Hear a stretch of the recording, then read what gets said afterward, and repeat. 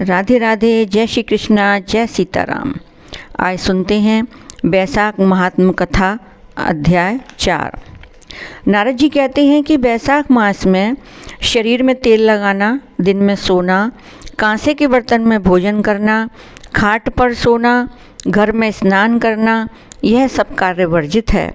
बैसाख मास में दोपहर के समय थके हुए ब्राह्मण के पैर दबाना सब व्रतों में उत्तम व्रत है।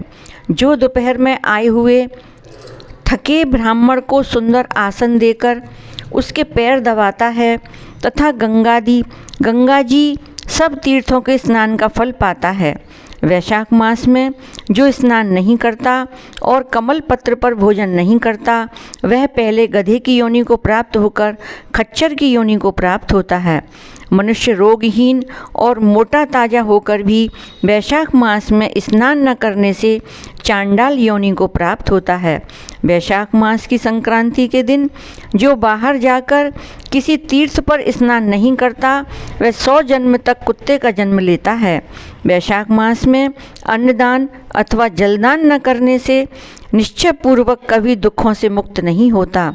वैशाख मास में नदी में स्नान करके भगवान विष्णु का ध्यान करने से निश्चय ही 3 जन्मों में किए हुए पाप नष्ट हो जाते हैं। प्रातःकाल समुद्र में गिरने वाली नदियों में स्नान करने से 7 जन्मों के पाप और उषा काल में सप्तगंगा में स्नान करने से करोड़ों जन्मों के पाप नष्ट हो जाते हैं। जानवी, वृद्धगंगा, कालिंदी, यमुना, सरस्वती, कावेरी, नर्मदा और त्रिवेणी, यह सप्तगंगा हैं। वैशाख मास में बहते हुए जल में मज्जन करने से सारे जन्म के किए हुए पाप नष्ट हो जाते हैं।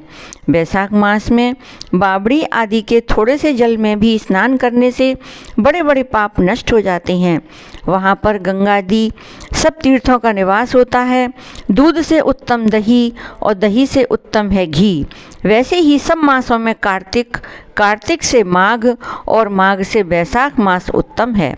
दरिद्री तथा पराधीन को जो भी थोड़ी वस्तु, जल, कंद, मूल, फल, गुड़, छाछ आदि मिल जाए, वही दान करनी चाहिए। दान न करने से दरिद्रता आती है और दरिद्रता से मनुष्य पाप करता है तथा पाप से नरक मिलता है।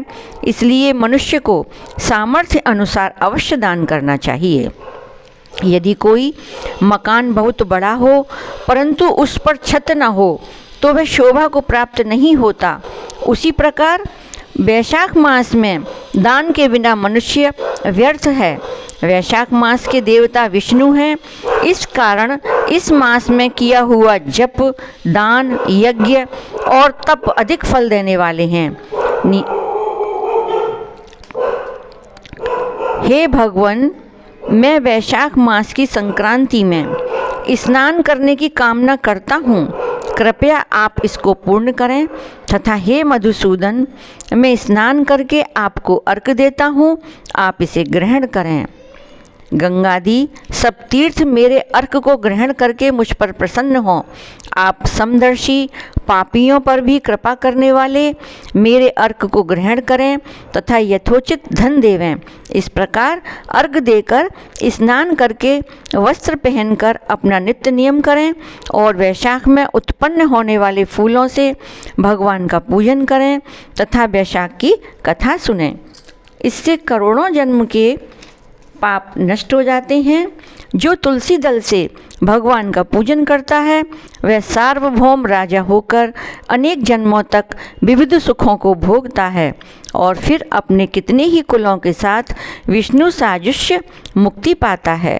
श्रीमन नारायण नारायण नारायण। 4वां अध्याय समाप्त हुआ। फिर कल सुनेंगे 5वां अध्याय। राधे राधे।